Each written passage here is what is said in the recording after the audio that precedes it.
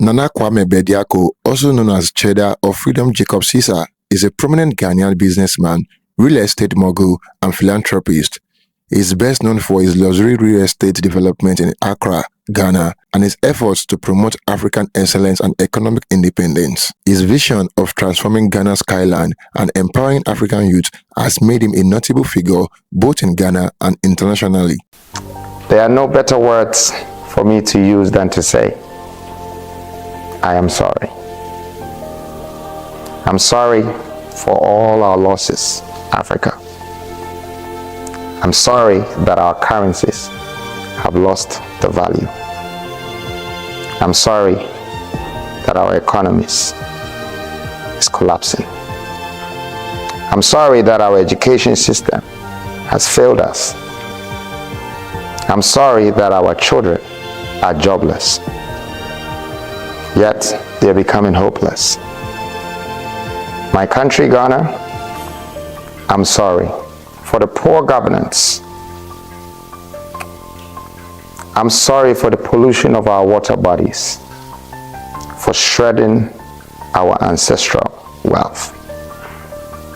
On behalf of my ancestors and the past leaders of Africa, I apologize.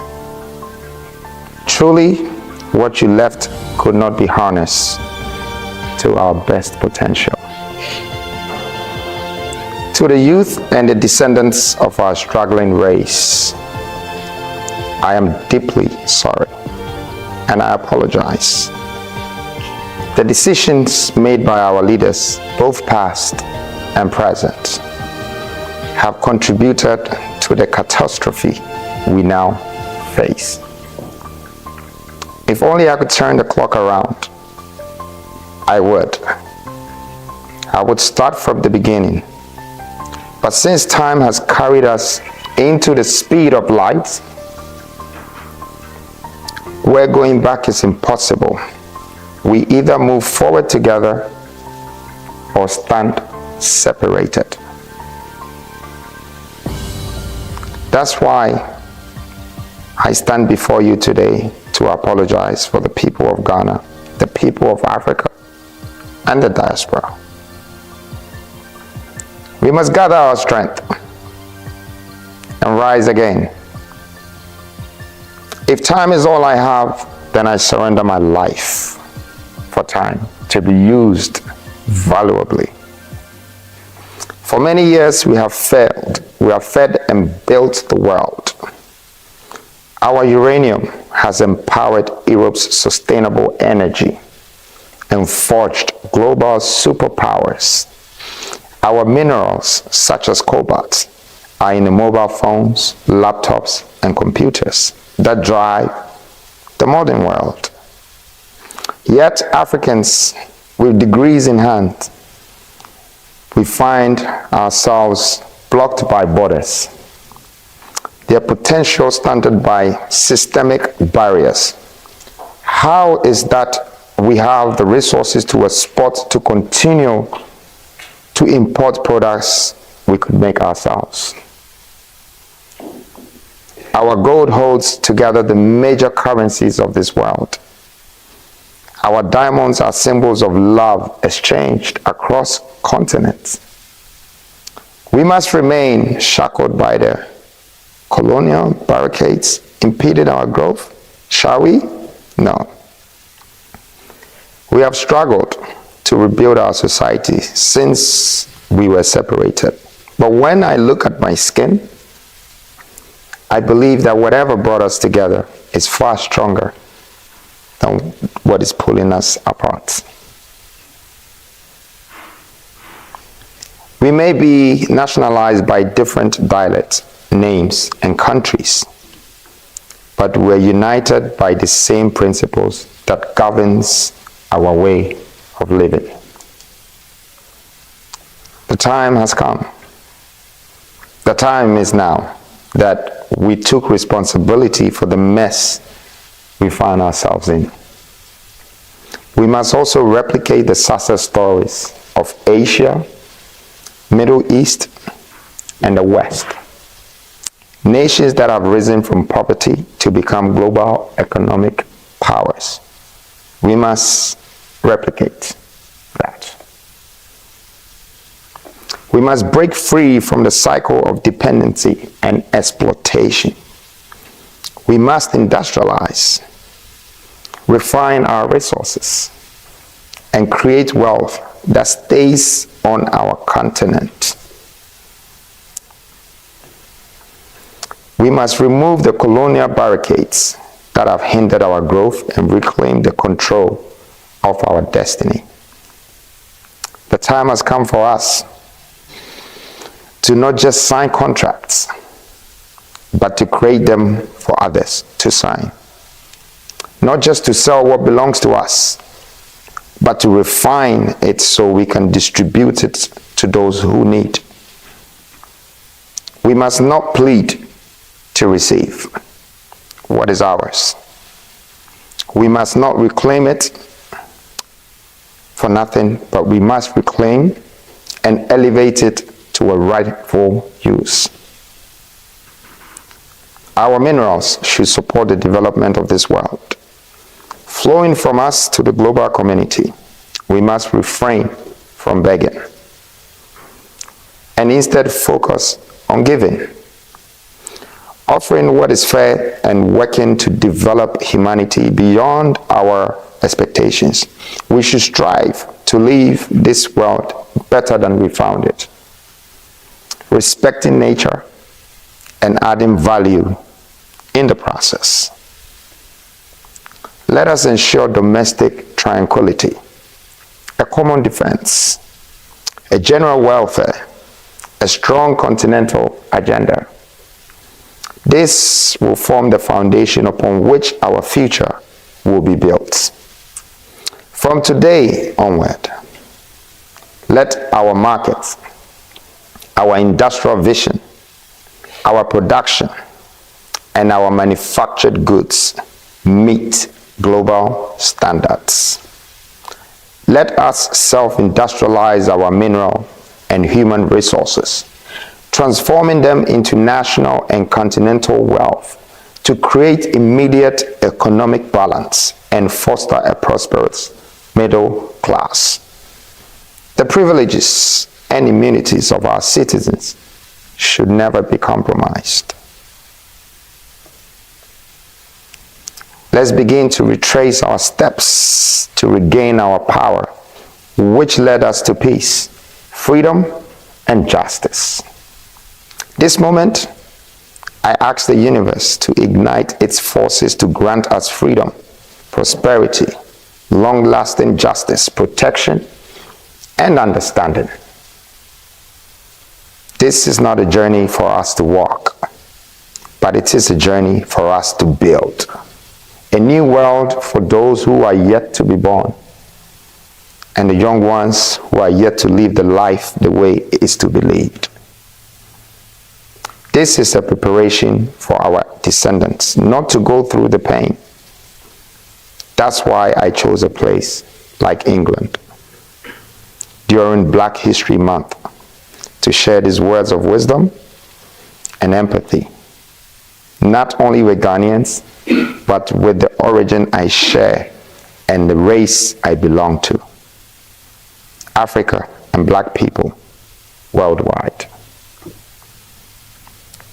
With all that has happened in the past, a history of enslavement, extraction of our minerals, I believe that it was a phase we had to go through to understand yesterday's problems are bound to become tomorrow's opportunities. This reason why the weakness of our past should become the strength of our future.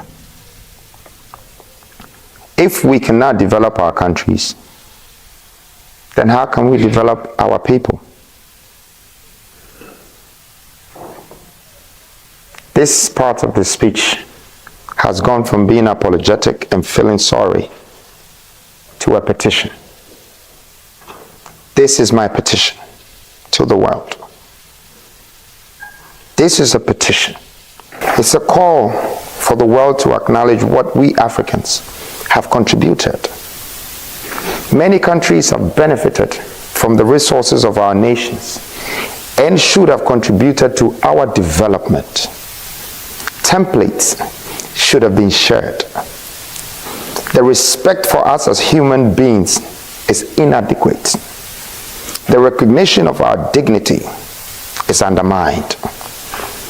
We expected that they would have played a role in the growth of our economy as much as they have been extraction of their needs from the same economy. But in return, what have we received? Except rules, regulations, and constitutions that dictate how we should live. Many of these have undermined our potential and limited our true abilities. As a result, we have not been able to fully express our purpose for being here. This is a petition to the world and to the countries that have been benefiting from the lands of our forefathers, the lands where our ancestors were uprooted, scattered across the sea, their races lost to history, yet nothing was returned to us but defeat.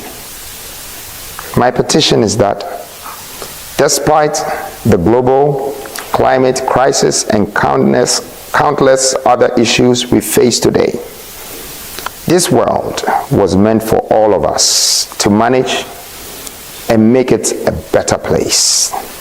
Some parts of it have tried, while others have endured centuries of hardship.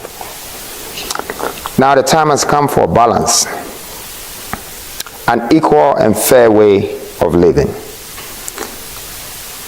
built on a strong international relationships.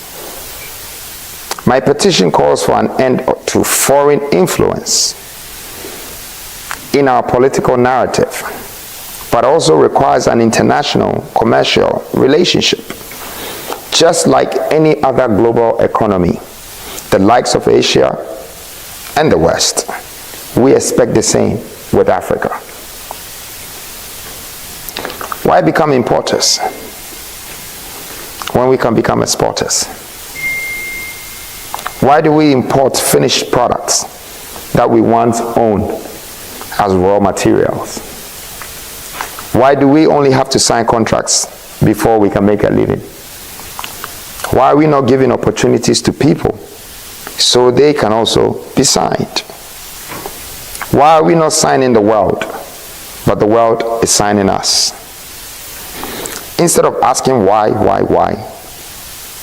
I think the time is now for the world to marvel at the work Africa can do and say, wow, wow, wow. It's time that we turn the story around ourselves. Let's not make the why distract us and stop us from what we truly have to do. I have come so that nations should build upon the wisdom bestowed upon me. Countries will develop, continents will be reformed, and we will be redeemed. After all, the world you call new has always existed in you. I'm here to represent Africa's greatest hope. I have been chosen not to be the best, but to be unique, ordained with tenacity, the zeal and power to build a new Africa and impact society that will historically change this world. These changes will come as a result of the 7 pillars for economic freedom, which I'm going to outline. And that's the embodiment of my speech. These pillars will serve as the foundation for a new era of prosperity, self-reliance, empowerment across our great continent. Through them, we will unlock the potential of every African nation and build a future where economic independence and social justice will go hand in hand. allowing Africans to rise and thrive. Distinguished guests, ladies and gentlemen, and people of the change, join me whilst I introduce to you these pillars that will lead us to our economic freedom. And I'd like to start with pillar 1, industrialization. We industrializing our mineral resources, not selling them, but industrializing them. That's what it was given to us for. Not for other people to come and take it from us so they know what to do with it and resell it back to you as your daily needs. The time has come that we take that responsibility ourselves. That's why it's on our land. That's why it belongs to us. The universe did not give it to you so you can give it to someone else. The universe gave it to you so you can industrialize that and teach your children how to industrialize what belongs to you. In Africa today, we have to import everything that our minerals have created. Our cotton is turned to textiles, and we have to buy them in shirts because we can't create them. Ghana is the second biggest producer of cocoa, yet cannot produce any cocoa-related product that dominates the global market. The same can be said about other agro-resources that we have. We're importing food when all we need is a processing plant to our own and even export more to the world. For us to taste our own products, we have to import them and pay taxes on them because we don't have industrial power. Westerners, Asians, and everyone else extracting our minerals definitely know that industrial platforms built in Africa would take us out of struggle and the pain we face. Yet, we're not being advised to do so. I think it's time we advise ourselves what to do.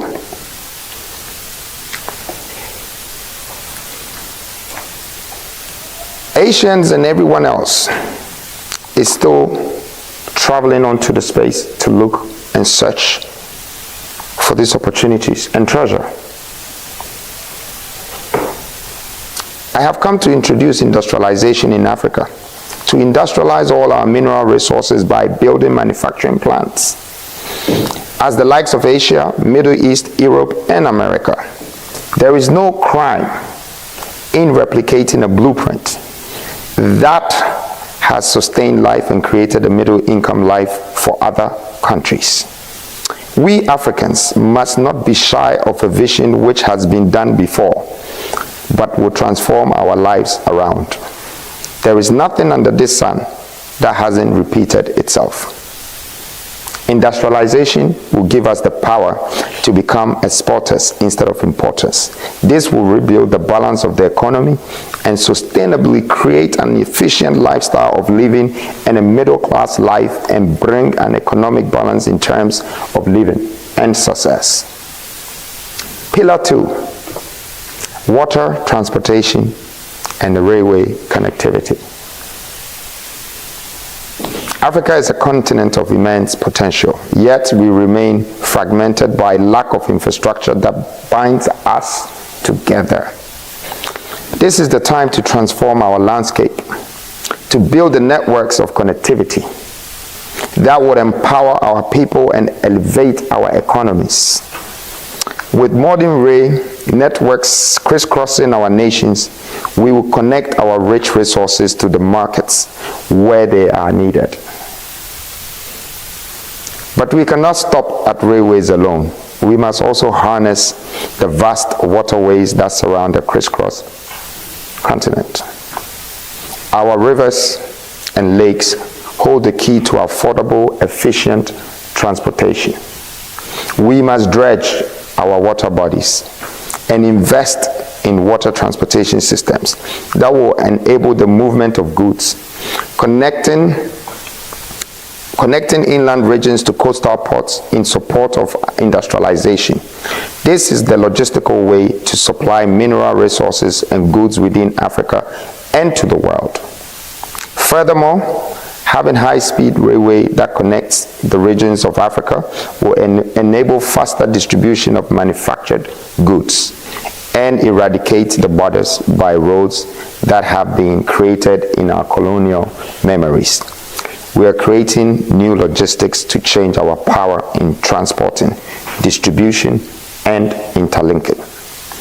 With a robust infrastructure that encompasses railways and water transportation, we will create an interconnected web of trade that lifts every African nation. The economic empowerment of one nation would be the empowerment of all as we trade, share, and grow together.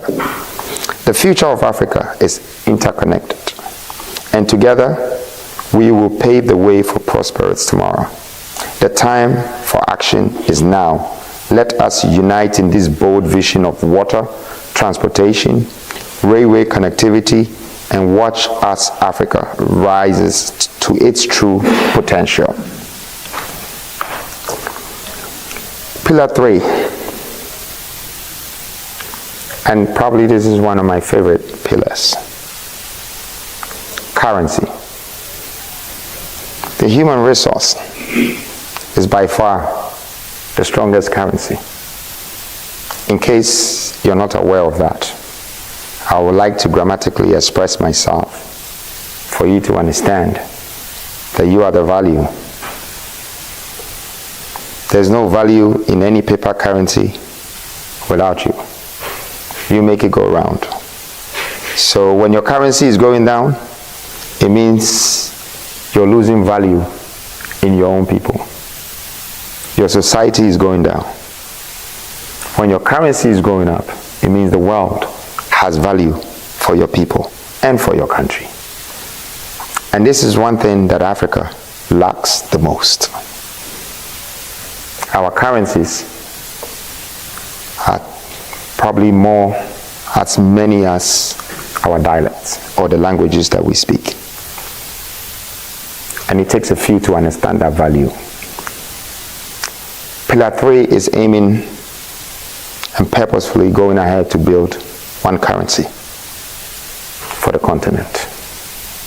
And this currency, since independence, African nations have been shackled by the weight of foreign currencies and manipulated by economic systems that keep us dependent.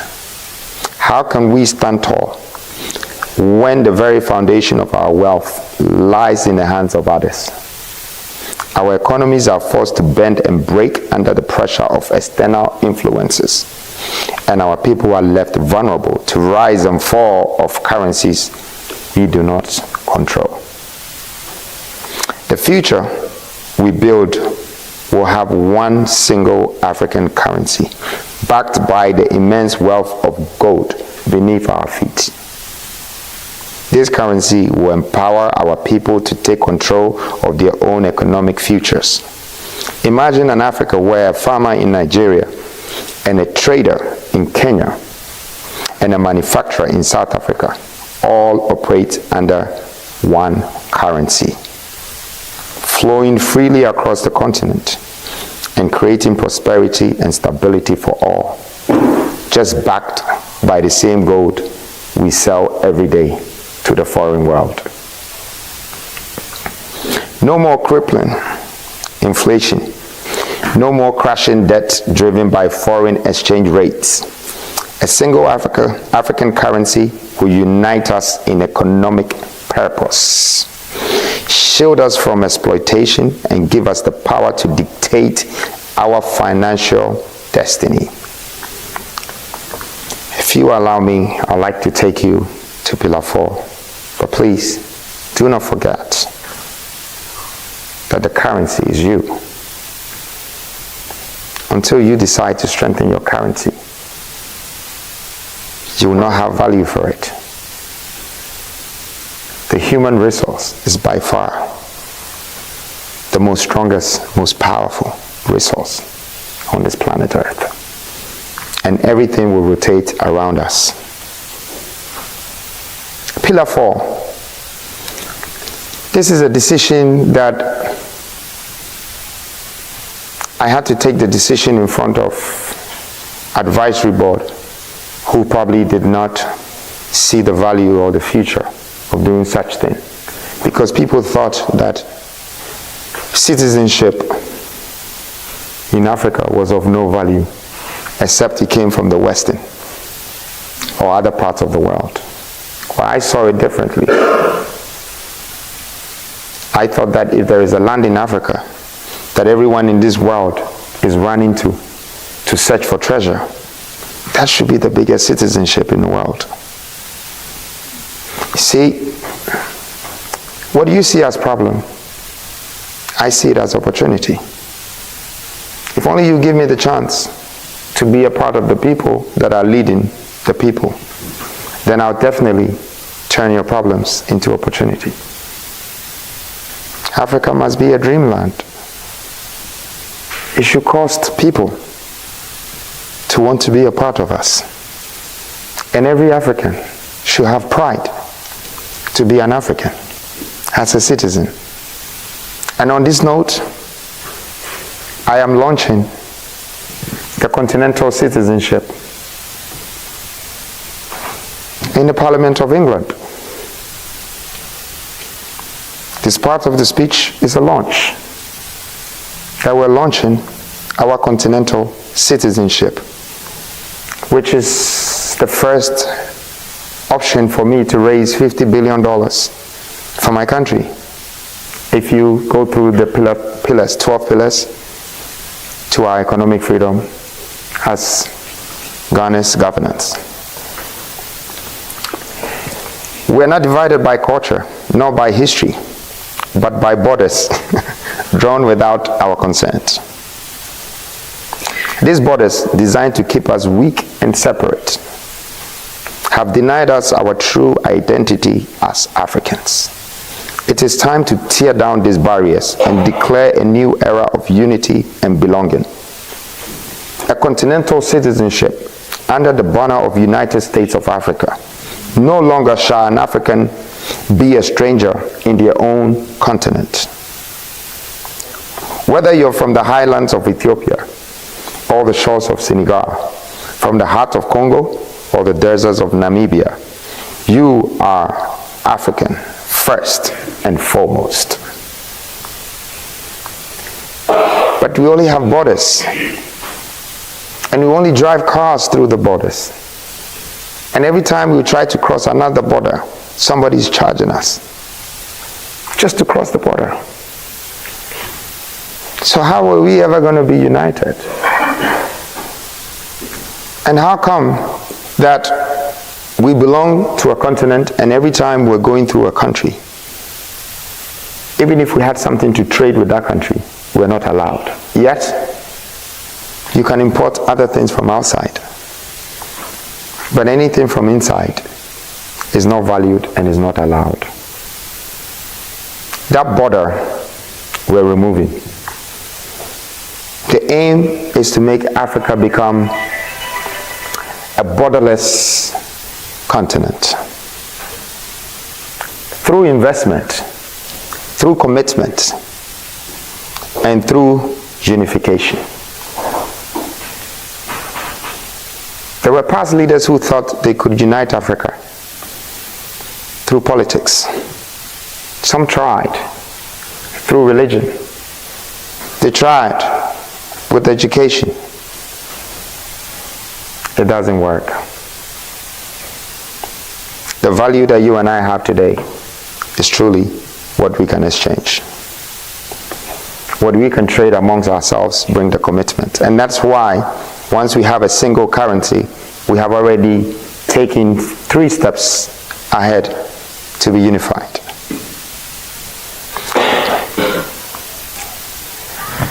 And so,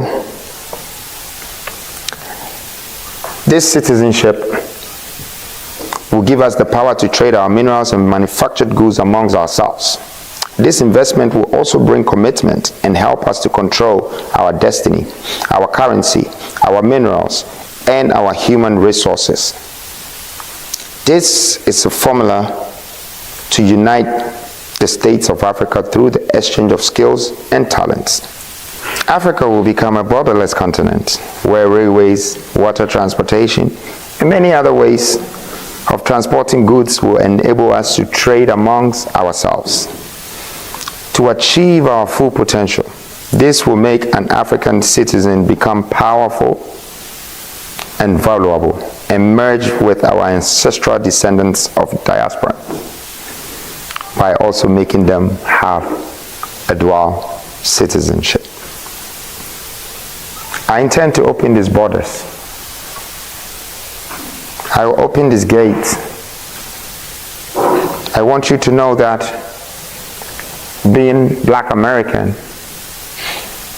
or Black British or Jamaican or Black Ghanese or Black Chinese would only amount to the roots that you truly belong to. And you should remember this. Africa have a belonging descendants that can never be measured. The only time the world will understand truly where we came from is if we reclaim our identity back and put value in it.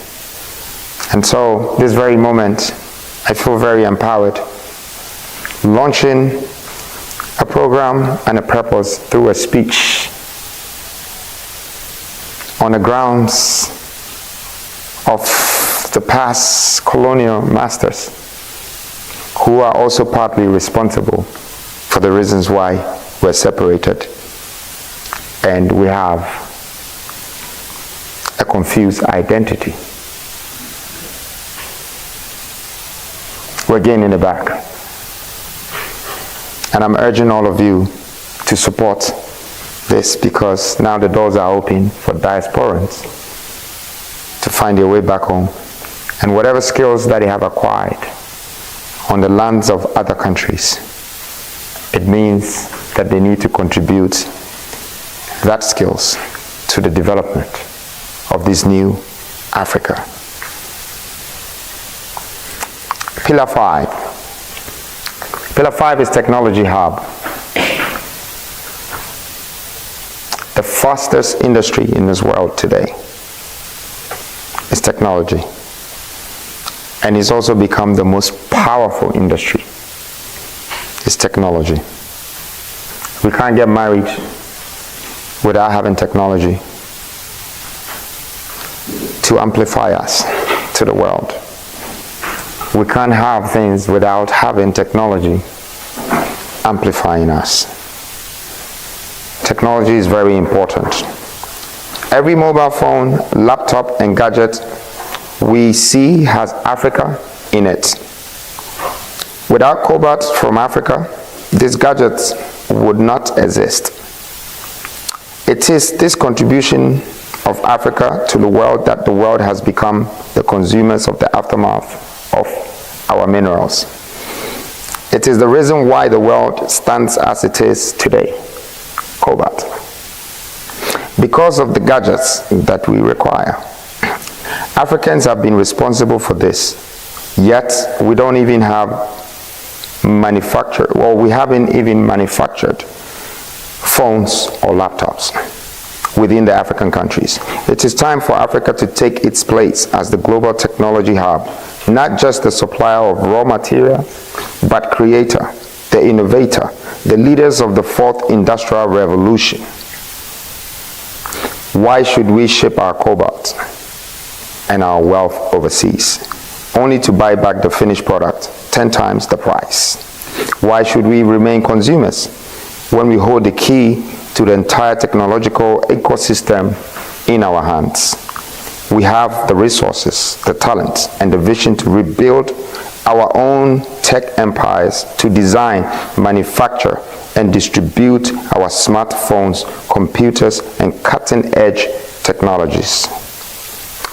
Pillar 6 is called nuclear power and renewable energy.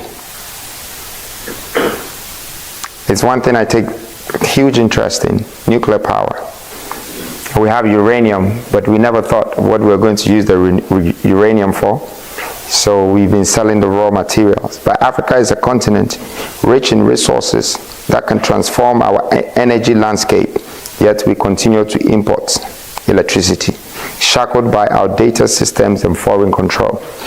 We have uranium beneath our feet, waiting to be harnessed for the sustainable power of nuclear energy. With this power, we can unleash a new era of affordable, reliable energy that will give us the best tariffs, igniting our economies and empowering our people. But that's not all. We possess vast reserves of lithium, the key to unlock renewable energy solutions that will revolutionize our transportation and energy systems. Very important. With lithium, we can produce batteries for electric cars. Investing in nuclear and renewable energy, we will create thousands of jobs, boost our economies, and position Africa as a global leader in the energy production. Did you know that 644 million people in Africa don't have electricity? And it's more than 50% of the population. How do we feel about that? When we wake up, cooking food, and having a stove, and watching Netflix, and ironing our clothes, and someone is 40 years old, that is the same person as yourself, that breathes the same air as you, that has aspirational hope like yourself, has never had electricity. Never. How do we feel about that? We must do something about it. And uranium and lithium, through industrialization, could make a huge change in this world. Pillar 7 is the last pillar. And it's also one of the most important pillar for me. It's called industrialization, but I'm simply saying industrial and education merging together. I'm talking about what is the point we educating our children for 20-something years and taught them other people's history and did not teach them the value of gold that belongs to us and how they can harness their cocoa into 7 different products. We have really robbed our children. We have invested in them, but the value in return does not harness what we have inherited. And that's why I would do anything within my possible means to make sure that the curriculum of Africa's education gets readjusted. As much as I am fighting to also revise the constitution of our political principles, it's equally important for us to educate the people and the women who have given birth to become mothers of this earth. We must educate our people industrially. Our educational system, as it stands, is a relic of a past that was never designed for our success. It was built to produce followers, not leaders. Workers for foreign industries, not innovators for African enterprises. This must change, and it must change now. If Africa is to rise, if we are to take control of our resources and shape our future, we need to radically overhaul our educational curriculum and make industrialization the centerpiece of our learning. We cannot continue teaching our children outdated theories that do not match the realities of our continent.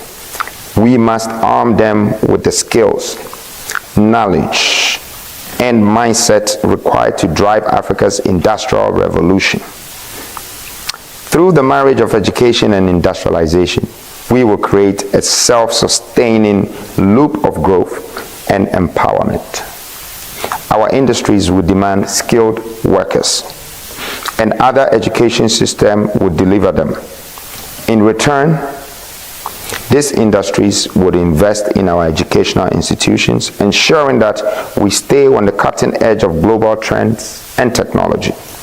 This is a cycle that will propel Africa into a future that will breed entrepreneurs, wealth creators, industrialists, economists, and many of the talents we miss.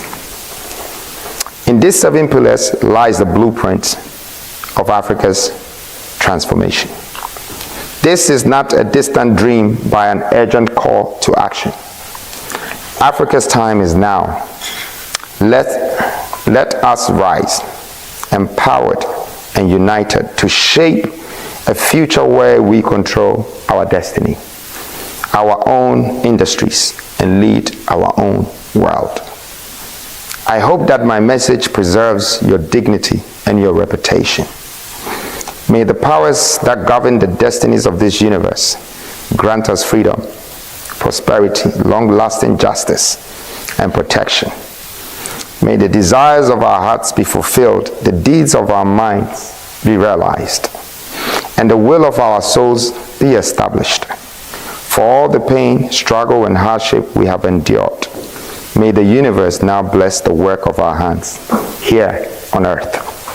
I stand on behalf of the youth and the people of Africa today that this template we are creating will guide our political principles, our national governance, our continental values, our intertrading empowerment, our borderless nations, and our united tribes and states of Africa.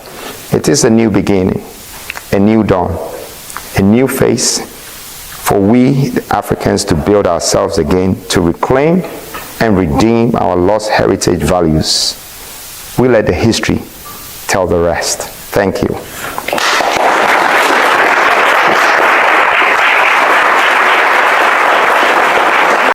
Nana Kwame Bediako is the founder and CEO of Wonder World Estate, a high-end real estate development company.